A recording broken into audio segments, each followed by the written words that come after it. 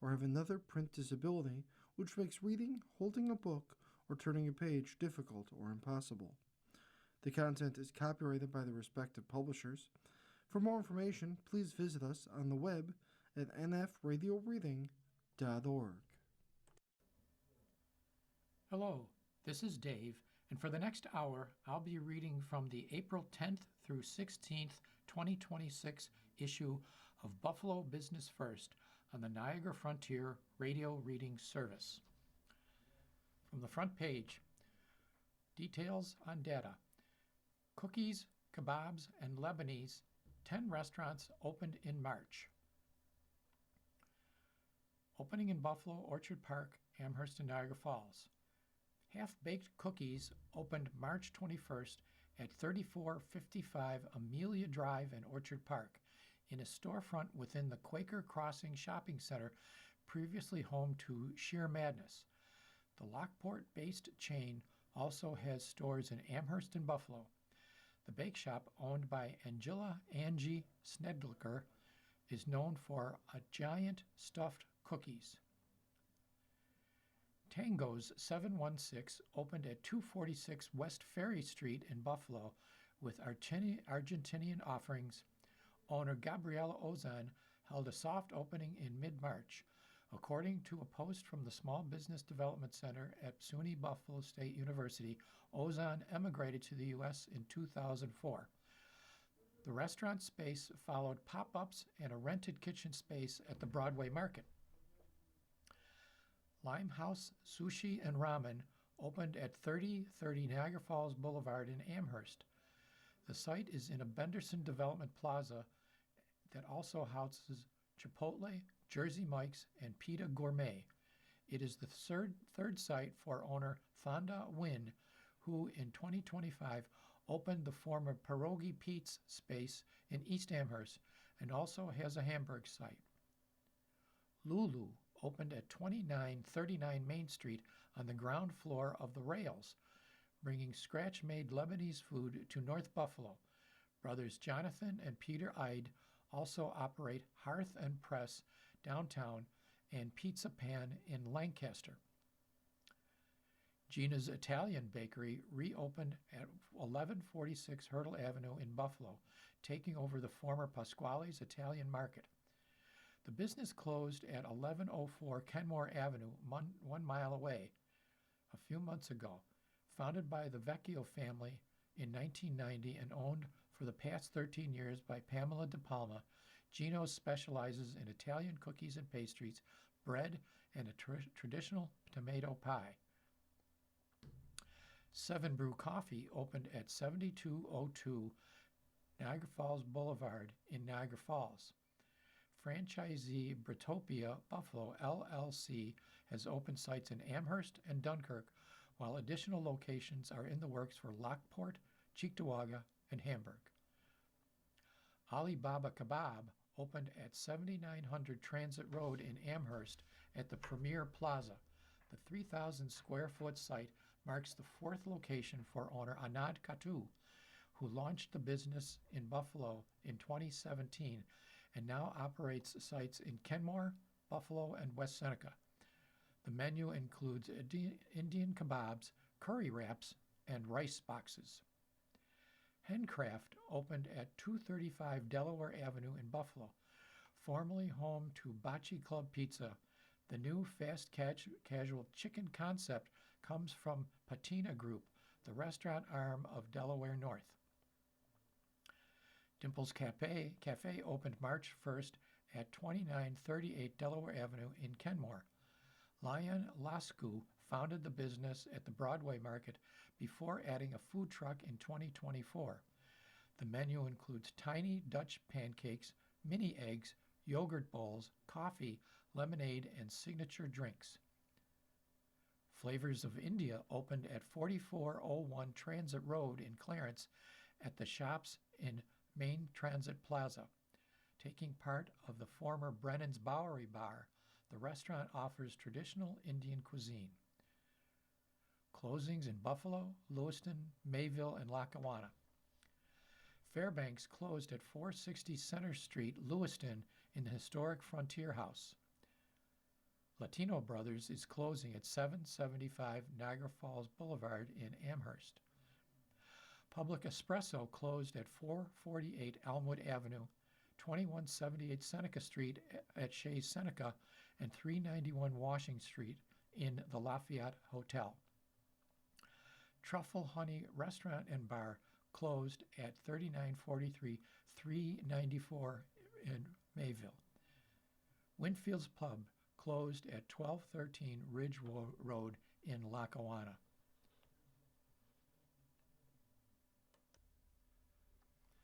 From an 8-kid household to leading Gallagher. All roads led back to Buffalo for Bart Cressy, a path the area president for Gallagher hopes to see others follow. Cressy credits his upbringing here as a positive influence that shaped him from his years at Canisius High School to being the second youngest of 8 children. It all helped mold his managerial style. Developing personal relationships with each one of those siblings, trying to figure out how we're all going to get along as a cohesive group. It was a big deal, he said. After graduating from Georgetown University with an English literature degree, he moved to New York City, where he met his wife, a fellow Buffalonian. She and I both wanted to get back to Buffalo at some point, he said. We loved growing up there. They returned home in 2008. He started working for M&T Bank in the Marketing Communications Department and was eventually promoted to lead M&T insurance agent. Cressy played a key role in helping manage M&T with a suitable buyer for the branch was sold to Gallagher in 2022. Cressy assumed his current role with Gallagher after the acquisition. 4 years later, Gallagher is the region's number 2 largest insurance company with $600 million in Western New York premiums. It's a Power 2250 2026 rank, number 101. Describe yourself as a boss. Hands off. I'm a boss that likes to make sure that we're all in the same place in terms of vision, roles, and responsibilities, and that let my people do their job. First, what is the first place you look for talent? Anywhere and everywhere. Sometimes we're looking for specific experience in insurance space, but more than that, I'm looking for people that are hardworking, hungry, and want to grow. I'm less worried about the industry that they come from and more worried about their attitude. When hiring, what do you look for? A hard worker, someone who is willing to put in the hours, roll their sleeves up, and get involved to make things work. What's the biggest goal this year? Since M&T Insurance Agency's merger, we've done 4 additional acquisitions, integrating those teams from those acquisitions across upstate Western New York, and is reasonably important to me. What's your favorite part of the job? Leading teams toward a vision, trying to get the whole team rowing in one direction toward where we want to be in 1 year, 3 years, 10 years from now.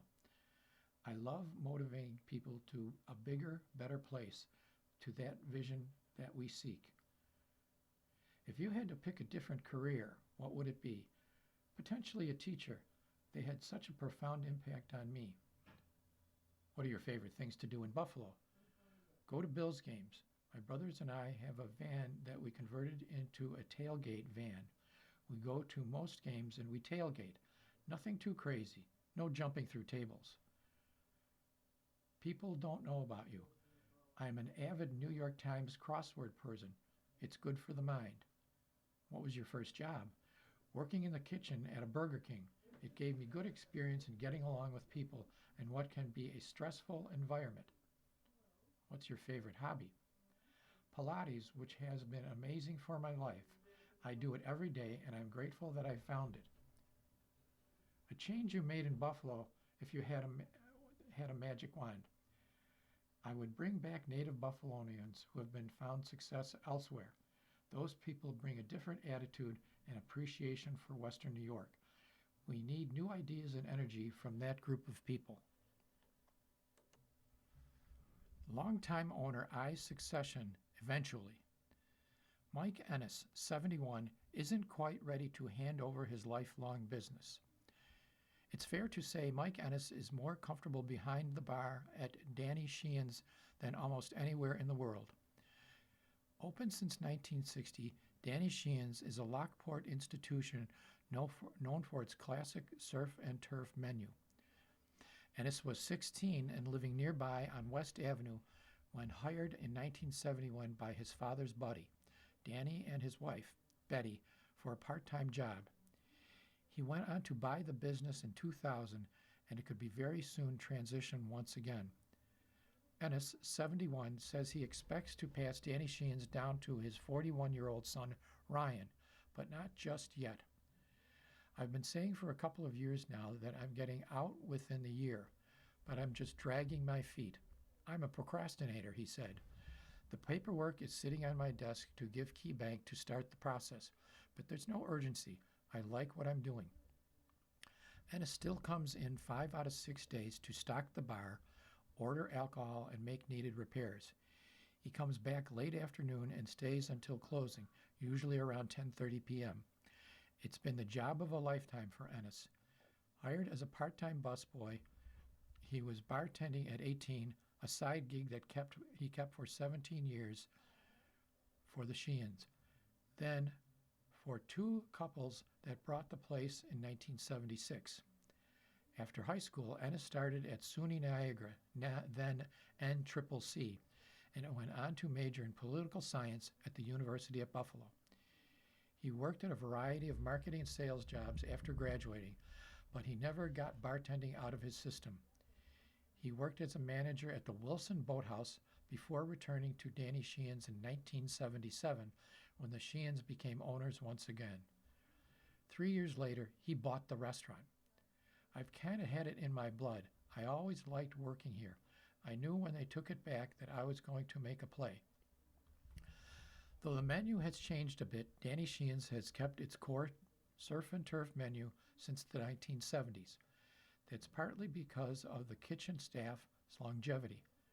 Marta Meiling ran the kitchen for 35 years, while Chef Marty McDonough, 68, started around the same time as Ennis. I wouldn't be successful if it wasn't for my chef Marty.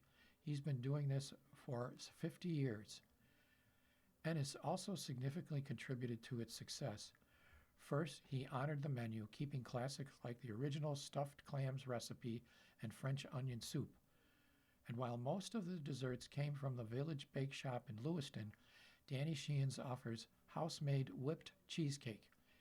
He also expanded the restaurant during his tenure, adding an all-season deck and patio with seating for 72, popular for birthdays, funeral lunches, and more. That, in addition to the 180 bar restaurant seats. Ennis' work will eventually fall to his son Ryan. Now general manager, Ryan has worked in the business along with his siblings. His sister Corey, who earned a bachelor's and master's degree at Niagara University, still comes a couple of nights a week. His brother Nate, who previously ran Ennis's West End Tavern, splits his time as chef between Danny Sheehan's and another job in Hamburg. I'm blessed that all 3 good kids are good workers and they treat this as their own. He owns half the McDonald's in the Buffalo Metro. Second-generation owner-operator Dave Singelin has 1,100 employees at his 30 locations. There's no pretense when Dave Singelin sits down behind a McDonald's table to talk burgers and fries on a Monday afternoon in March. Having finished an order of nuggets for lunch earlier, he declines the fries he just posed with for the photograph. He spent 2/3 of his adult life at McDonald's stores, first as a 13-year-old employee at his dad's stores in Metro New York and New Jersey before becoming an owner-operator himself after college. Today, Singelin is president of TSG Management, a second-generation owner-operator with a portfolio of 28 McDonald's stores across western New York and 2 stores in Pennsylvania, totaling a workforce of 1,100. Since 13, he has followed the path of his father, Dave Sr., who got his first McDonald's job wiping tables in 1968 at age 14 before buying his own store in 1980. He saw it was an amazing opportunity, Singlin said. That's also what attracted me to this. You do everything and you get to wear every hat. I've always liked it that you're busy. There's always something to do. That hands-on experience has been the key to his success, he said, not necessarily the college degrees that his father said he needed to get into the family business. That business started to grow after Stringland became an approved franchisee in 2013 at age 27, when he and his father expanded from 3 stores to 20 in New York City and the Bronx and New Jersey. They started over in late 2021, selling their existing portfolio to buy a group of 32 stores in Western New York, 4 of which Singlin said have since closed due to lease issues. TS Management today owns nearly half of the 60 McDonald's stores across the Buffalo metro area. He's open to adding more if the right deal comes up. Through a co-op model, Singlin collaborates with operators across Western New York and Central New York on marketing, advertising, and store pricing to make sure consumers in the region are getting the right pricing while taking advantage of national purchasing deals and technology infrastructure advancements. I like the fact that I can rely on the biggest restaurant brand's infrastructure to do that stuff for me, and then I can focus on operations and my people, he said. That's where I get my enjoyment. I don't think I get a lot of enjoyment out of negotiating technology contracts, but I can focus on the team and just create. To that end, Singlin has invested more than $100,000 in 2025 into tuition assistance for employees and $320,000 into 401k match payments, in addition to medical and dental insurance offerings. TSG Management also wrote a $300,000 check to Ronald McDonald House, including $230,000 from customer roundup donations in 2025, an increase from less than $20,000 in the year he started local operations in 2022. What really motivates me is creating opportunity for other individuals, and our growth enables more of that. We have a district manager that oversees 5 stores for us who started as a crew person. I get something out of it too, but it's mutual. It is a mutual benefit. You are listening to a reading of articles and features from Buffalo Business First on the Niagara Frontier Radio Reading Service. On Hurdle Avenue, Fresh Catch plans North Buffalo expansion. Fresh Catch Poke Company is expanding with an express location that brings the seafood restaurant to North Buffalo for the first time. Fresh Catch will be co-located at 1375 Hurdle Avenue with Balanced Body Foods. It will offer fresh seafood and poke bowls from the 1,100 square foot location alongside prepped grab-and-go meals from Balanced Body. The restaurant should open in late September with a few coolers stocked with Balanced Body pre-prepped meals. Hurdle Avenue is one of 3 pickup spots for Balanced Body. Fresh Catch owner Michael Tobin said the site allows the restaurant to expand without major investment while partnering with a longtime friend. We decided to go full bore. We jumped in and worked full time, putting time into this every day, and we've been doing it 7 days a week for the last year, and now we're up to 5 employees. Renovations. Tops plans to invest $40 million in Western New York stores. Tops Friendly Markets plans to invest $40 million in 20 store remodels over the next 3 years, following $100 million plus in capital improvements at 50 stores across its 3-state footprint in the past 6 years. About half of the 20 stores will be located in Western New York, including sites at 150 Niagara Street, Tonawanda, 1000 Portage Road, Niagara Falls, and 1460 South Park Avenue, Buffalo. Stores will remain open during remodels. commitments always been to deliver an exceptional shopping experience, and upgrading our stores is part of elevating our shopper experience and to modern customer preferences that are out there today, said Ron Fieri, Topps president. Over the past 6 years, 37 of the 50 remodels were in Western New York. That means roughly $82 million of the $100 million was invested. It's a good sign for Buffalo when one of the Rite Aids gets leased by National. Alan Hastings Hunt Real Estate on the leasing of the former pharmacy at 2585 Buffalo to Dollar General. Former market sits empty as owner seeks to sell. The city plans to house the Buffalo Police Department District Station in it never came to fruition. When Bray Miller Market closed in December 2024, there was a sliver of hope that the space would not stay empty for long.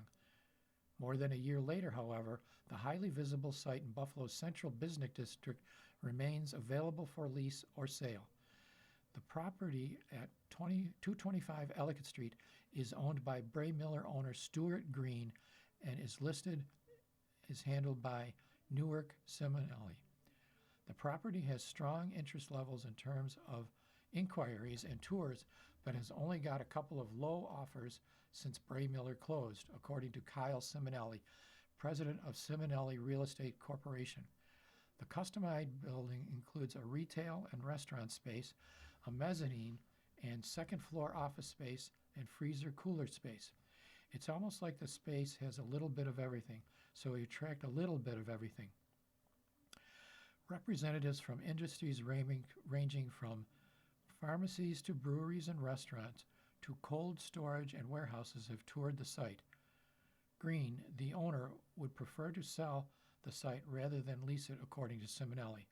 The sale price is in the mid to high $4 million range, while a lease rate would depend on factors such as length and capital put into the space by the tenant.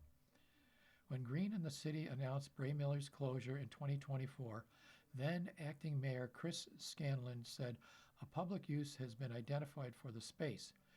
It was later revealed that the former market would temporarily house the Buffalo Police Department's B District Station, while its permanent space went under renovations. Current Mayor Sean Ryan took the office in 2026, and the former Bray Miller spot remains empty. I can confirm that the previous plan is no longer in consideration, but no other decisions have been made about the space at this point, he wrote. The city's director of communications, Ian Ott, wrote in an email to Business First. Marketing began soon after Bray Miller Market closed. Newmark Simonelli has a massive database of investors and users, both local and national, and the firm reaches out to en masse and on individual basis, according to Simonelli. There are also virtual tours and flyers in the company's database. There's no rock unturned in terms of who we're reaching out to.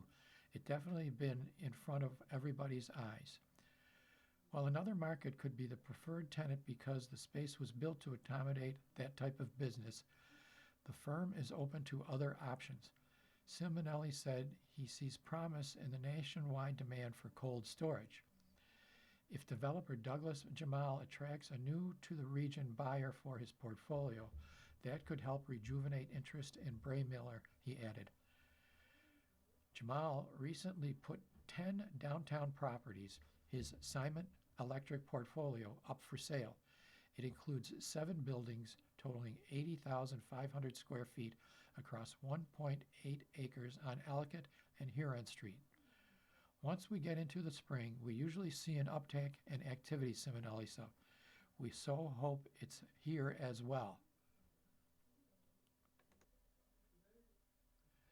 Immunity Bio is ready to begin production. The new lease requires the company to hire 100 people by the end of 2028. A Dunkirk pharmaceutical plant that's been unproductive for years will soon produce life-saving cancer treatments.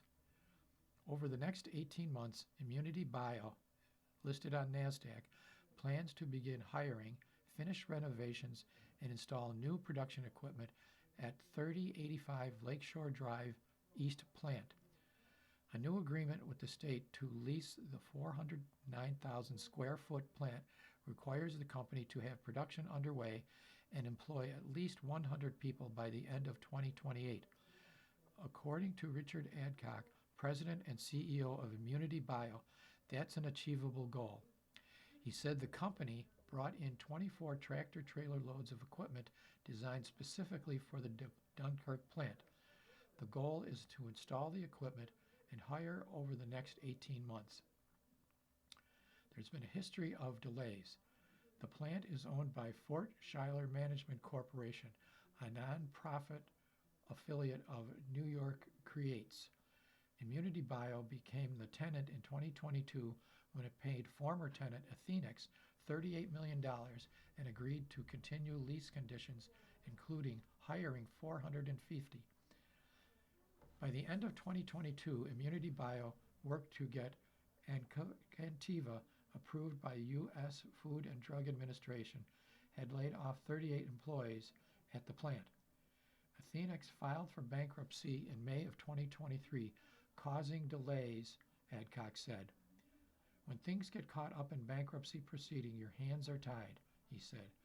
I wanted to be doing manufacturing already at the plant, but we couldn't because everything was just stuck.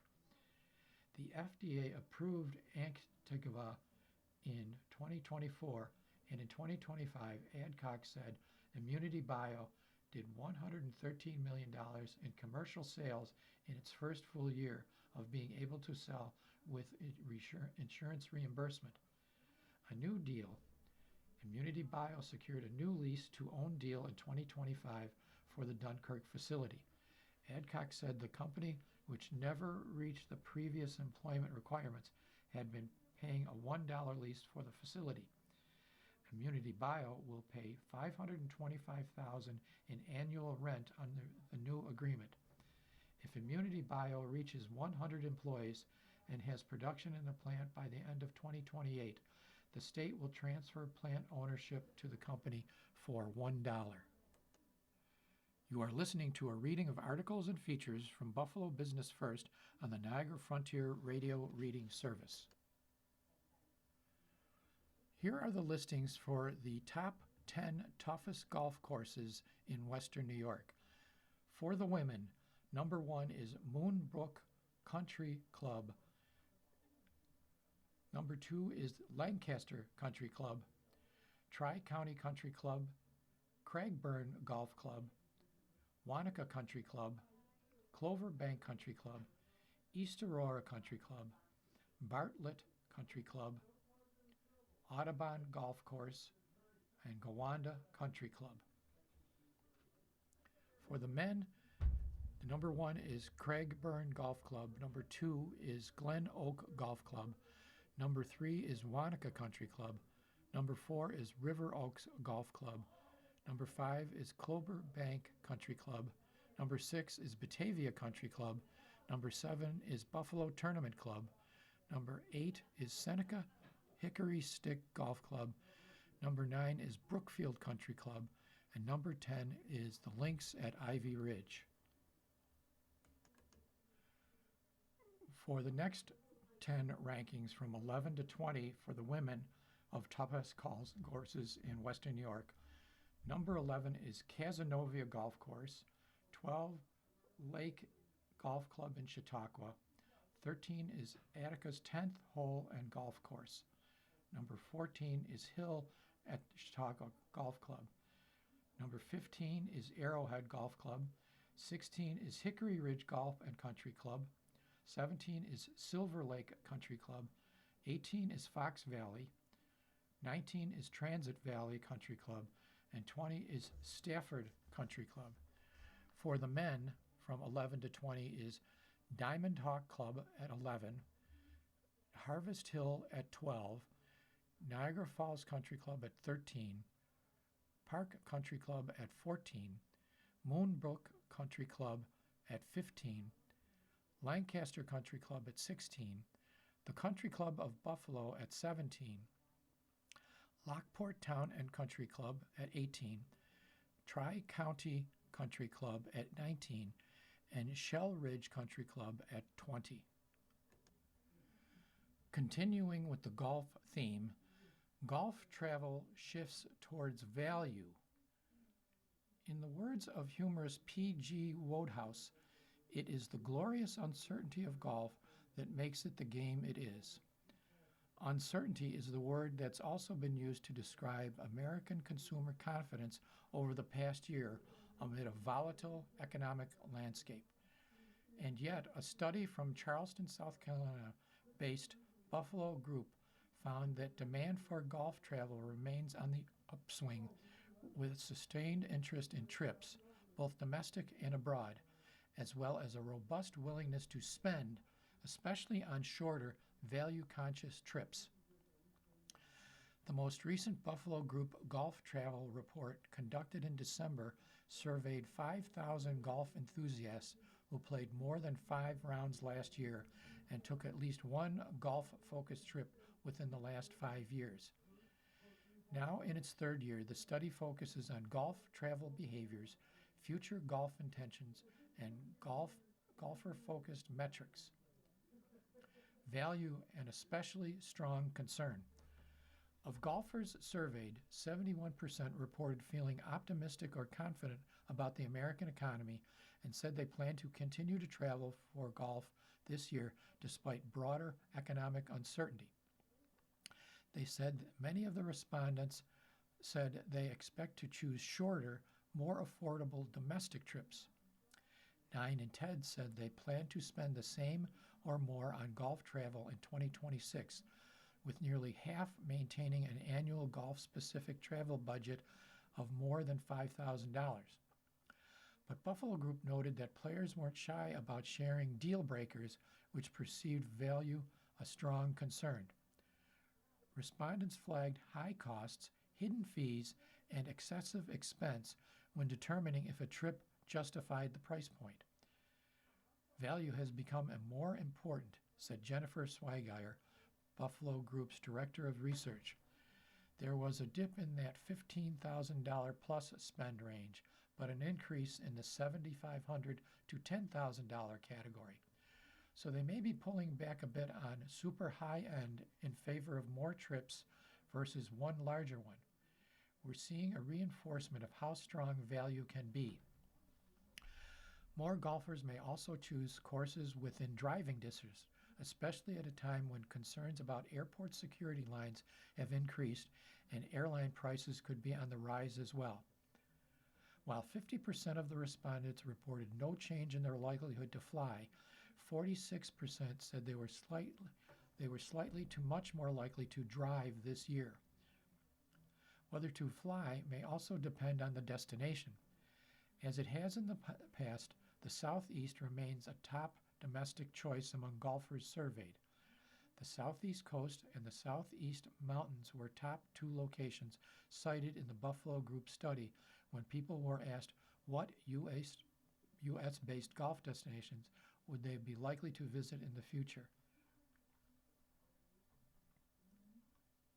Arizona, the upper Midwest, and the Northwest rounded out the top 5. When we ask about the perfect getaway, golfers always cite great weather, scenery, value, and lots of options. The Southeast certainly continues to deliver that. In Arizona, courses in Phoenix and Scottsdale tend to be especially popular, with golfers looking to traverse the region by car, but many venture across state lines to explore golf outings in neighboring Utah and Nevada as well. Schweineiger noted the lure of top designers also has driven golfer interest into newer areas. That includes the Gulf Coast of Alabama, home to the Robert Trent Jones Golf Trail. When David Bronner, CEO of Retirement Systems of Alabama, brought the renowned designer Jones out of retirement to develop 26 courses across 11 sites back in the 1990s, he launched what would become one of Alabama's leading tourist destinations. More than 3 decades later, the trail accounts for about 500,000 rounds of golf each year, and according to data collected by Birmingham Business Journal, an annual 1.8 million visitors attended tournaments and other events at the trails properties last year. Among the Buffalo Group's survey respondents, 40% they have taken international trips specifically to play golf in the last 5 years. In 2025, 54% of those travelers visited Scotland or the United Kingdom, while 42% played in Ireland. 16% visited the Caribbean for golf, a number that's down from 24% in 2025. Scotland and Ireland may still reign supreme, but Spain, Portugal, and Italy have made inroads as players seek out getaways that also incorporate the chance to discover sophisticated cultures and cuisines. But the bar remains high, especially for the expensive trips. From the consumer perspective, golfers are always looking for lots of options, whether it's dining, historical sites, and cultural activities. But they're going to there first to play golf, Schweinegger said. So if the course conditions aren't top tier, if it's a badly designed layout, or they feel like there's a lot of hidden fees, those are going to be detriments.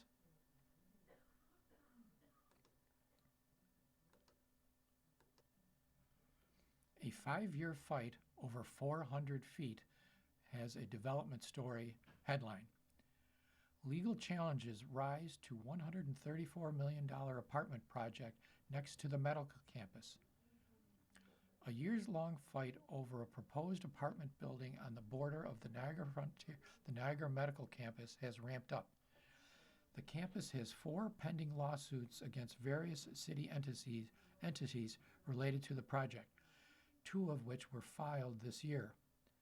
All 4 cases also list the companies behind the proposed McCarley Gardens apartment tower as co-defendants.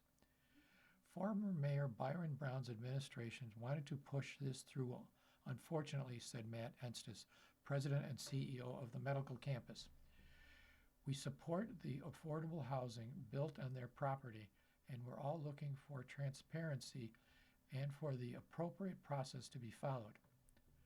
A spokesman for Brooklyn-based developer BFC Partners, which is spearheading the effort to build the apartments, declined to comment.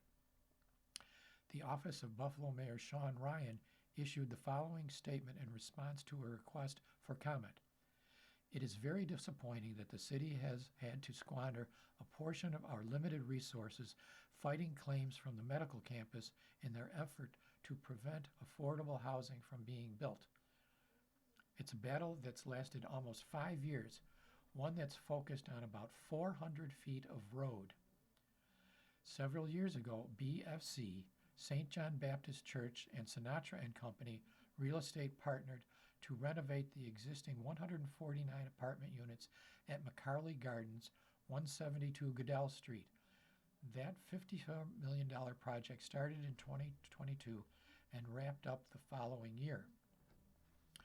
Meanwhile, BFC and St. John Baptist started advancing plans for a 6-story mixed-use building with 220 apartments and commercial space at 635 Virginia Street, a vacant parcel at the northwest corner of McCarley Gardens. The estimated construction cost is $134 million. Directly south of that parcel across North Oak Street is a parking lot owned by Buffalo Niagara Medical Campus. Estes said the BNMC doesn't have a problem with the developers building on the existing lot. It's the plans for the North Oak Street that's raised concern. Currently, North Oak Street runs north from Goodell Street, then veers to the west, connecting to Ellicott Street and separating the proposed development site from BNMC's lot. BFC and St. John Baptist want to reroute North Oak Street so that it no longer curves, but instead connects to Virginia Street, which runs parallel to Goodell. That would mean that the construction site at BNMC parking lot would no longer be separated by a road. The developer has proposed buying the affected stretch of road, rerouting it, then selling the road back to the city.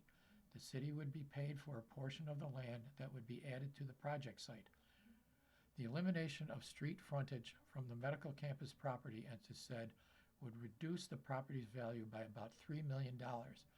And if the BNMC decided to build on the parking lot, something called for it in the 2010 strategic plan, having an apartment building right on the border of the property would make that much more difficult.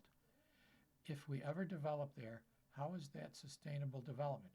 It just doesn't make sense from our perspective. Entis said the medical campus suggested an alternative design, a taller building on the existing land that would not require rerouting the street, but BFC and St. John Baptist team rejected that idea for cost reasons. The City Planning Board approved the McCarley Gardens project's environmental review in 2022, but the BNMC sued, arguing members did not do their due diligence. State Supreme Court Justice Dennis Ward in May denied the campus's petition. Although he criticized some of the planning board's decision-making, he ruled that the board ultimately acted lawfully. The BNMC is appealing Ward's ruling. In July, the planning board granted site plan approval for the project. The medical campus has filed 3 other lawsuits against the city entities to stop or slow the project.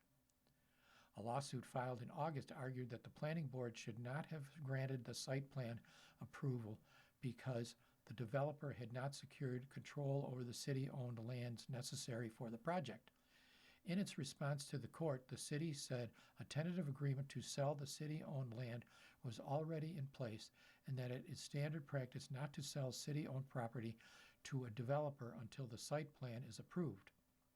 In January, the BNMC sued the City Common Council, alleging a December vote that approved the land deal. BNMC argues that several procedural steps were not followed, as the city did not include full records and materials related to the deal in the publicly available meeting agenda packet. In February, BNMC sued the City Appraisal Review Board, alleging the board violated the open meeting law by not notifying the public of a November 20th meeting at which the land deal was discussed. The city has yet to respond to the 2 most recent statuses. The city has yet to respond to those suits. In 2025, representatives from BFC said the project would move forward regardless of ongoing legal challenges, though the land deal still needs to be finalized, and the team is still seeking financing from the State Office of Homes and Community Renewal. Ensis said that he doesn't know how the lawsuits will pan out. I just know, hopefully, we can have a rational conversation about this, he said. As you can see from everything we've been doing, we've been trying for 4 years, and for some reason, it's not happening.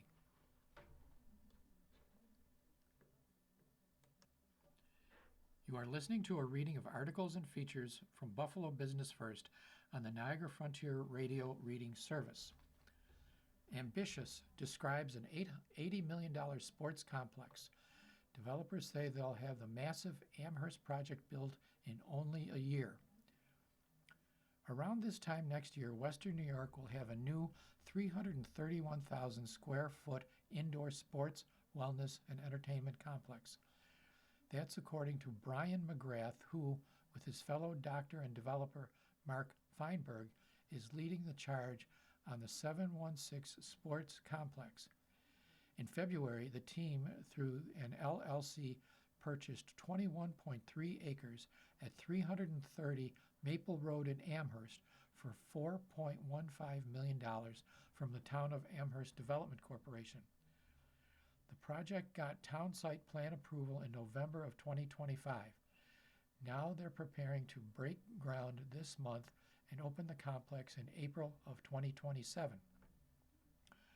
The project was originally projected to be $50 million, but with a $25 million hotel planned next door, the price tag is increased to $80 million based on filings with the Amherst Industrial Development Agency. This is my 6th project, and I do what I say I'm going to do, McGrath said. I don't keep moving the goalposts on town officials to get projects done. My partners and my team that we've put together for this project are second to none in all other projects, so I'm very energized about this project and timetable. McGrath's previous projects, which includes the $63 million 716 Health Complex in Amherst, are all medical facilities. While the 716 Sports Complex is an indoor sports facility, the project is bigger than that to McGrath. This is a center for health and wellness. Sports is a center portion of that. Exercise is an even bigger portion of that. The project will include two inflatable 137,500 square foot domes and a 56,000 square foot commercial space. One dome will have an indoor track with banked turns, and the other will have a full-size soccer pitch that can be used for all field sports. Each dome will have multiple sports courts.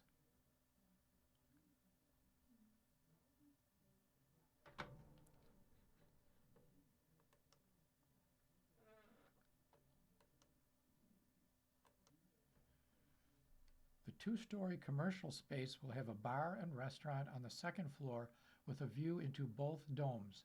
The site will also include a 20,000 square foot family entertainment center with activities for people waiting in between events or for their kids' practices to conclude. The plans also call for an ancillary retail concept for sports accessories. Kemper Sports, which operates dozens of sports venues nationwide, is set to manage the facility and has entertainment, food, and beverage experience. Local and regional partners also want to participate, but additional partnerships are undetermined. We're trying to get those entities to work together and make something that will be truly spectacular in our family and our team centers. Labella Associates is doing the design work. ARC, Advanced Revolutionary Construction, is the construction manager. Assail Air Structures is providing the gray inflatable domes for the project. 1 year is a short timeline for a 331,000 square foot project, but this plan is unique according to McGrath. For one, the two domes are inflatable, which means a quicker install. Second, the commercial building is pre-constructed and pre-engineered to be able to go up relatively quickly. The indoor space will also be available for events ranging from weddings to graduations. Everything in Buffalo you want to have a gigantic umbrella to be under when the weather is horrible. He declined to give specific number of people that 716 Sports Complex will employ, but said it will be over 100 from coaches and trainers to facility operators. Plans also call for a 5-story, 120-room hotel to be developed by a separate team. McGrath said there's a short list of developers for that project, and he hopes to have one picked and under contract this month.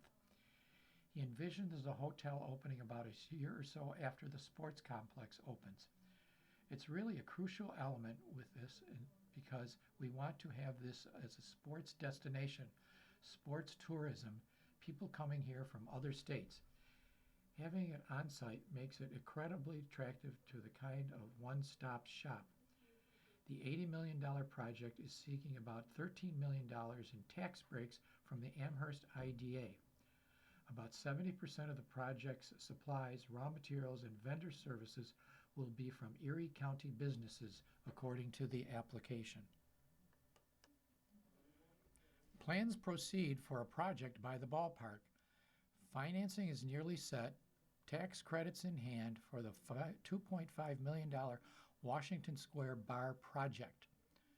The former Washington Square Bar and Grill in downtown Buffalo remains vacant, but not for long, according to property owner John Daly. Daly said he's nearly finalized financing with the nonprofit lender Community Preservation Corps and has lined up historic tax credits for the project that will bring 8 apartment units to the upper floors of the building at 295 Washington Street. Construction is set to start soon. We're really going to be racing to see if we can get that project done in about 9 months, Daley said, though he acknowledged it could stretch into about a year. The estimated hard costs for the project are about $2.5 million. It has already received a $40,000 storefront revitalization grant from Erie County. The 3-story brick building was constructed around 1870 and was originally the Sports Town Hotel. Since 1967, the first floor operated as Washington Square Bar and Grill, but the longtime bar closed during the pandemic. Owner Vincent and Misty Spano sold it to Daley for $440,000 in 2021. Daley reopened the restaurant that year, but closed it again in preparation for the renovation work. He plans to refurbish and reopen the bar and restaurant. The upper floors of the 3-story building have been unused for years. It used to be a little hotel and boarding house. It's primed to take that and convert it. The original 16 hotel rooms will be converted to 8 apartment units.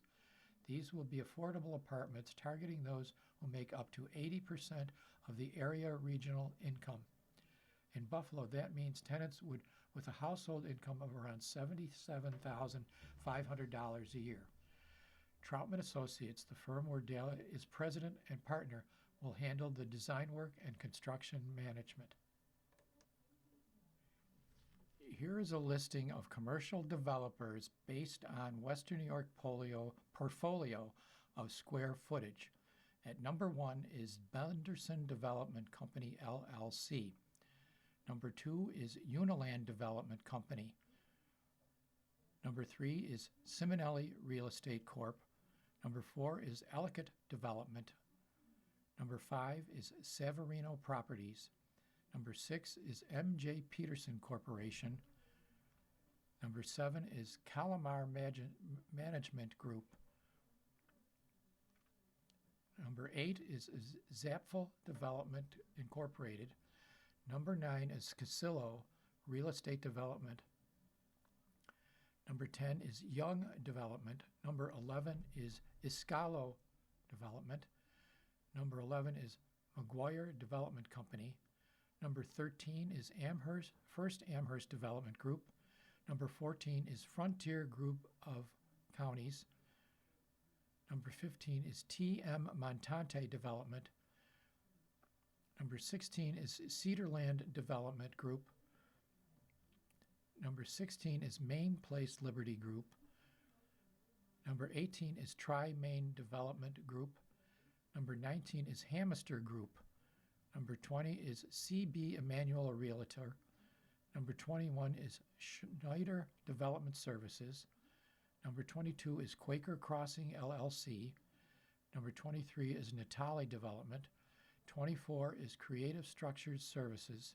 Number 24 is Real Estate, Sinatra and Company Real Estate. And number 26 is Bliss Construction. You are listening to a reading of articles and features from Buffalo Business First on the Niagara Frontier Radio Reading Service. The Women's Wellness Summit.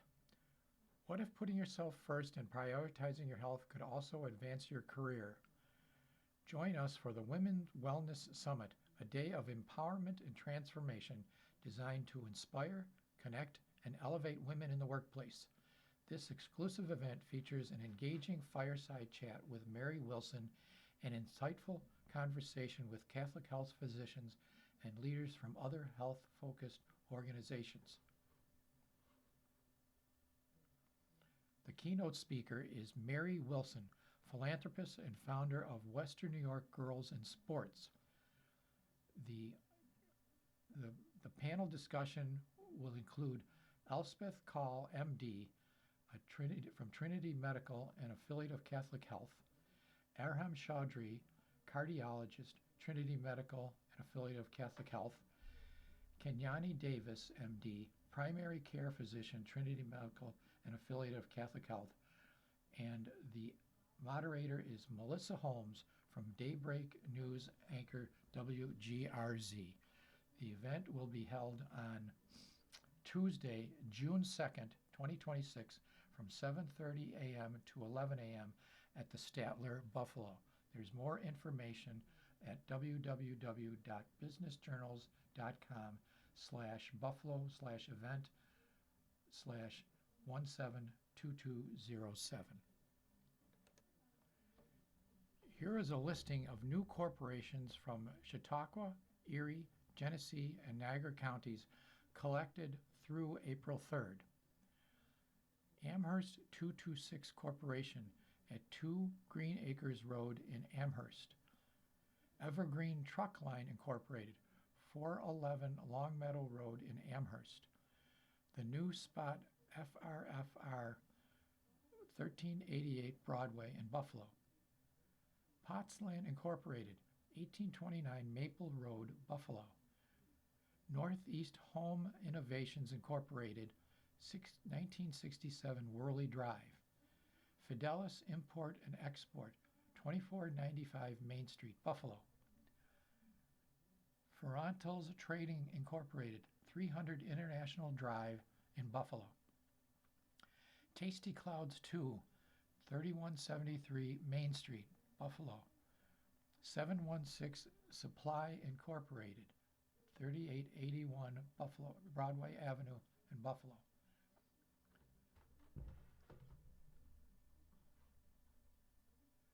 '27 Morgan Street LLC, 113 Cedar Street in Akron.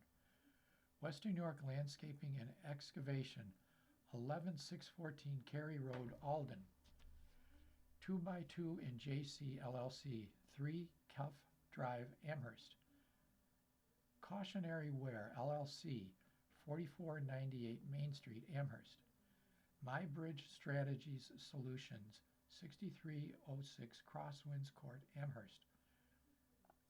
Stardust at Home Daycare, 64 Normal Place, Amherst.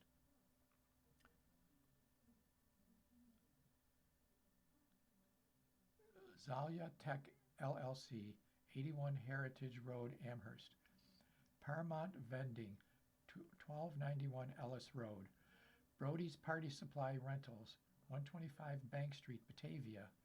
Music LLC, 9463 Putnam Road. Batter Enterprises, 7032 Town Line Road. ACA Acquisitions, 195 Highview Circle, Blaisdell. Blossoms and Buns Rabbitry and Party Animals, 132 Boston State Road, Boston. Lee Development LLC, P.O. Box 125, Boston. Homefield Realty Brokerage, 1076 Sycamore Street, Buffalo.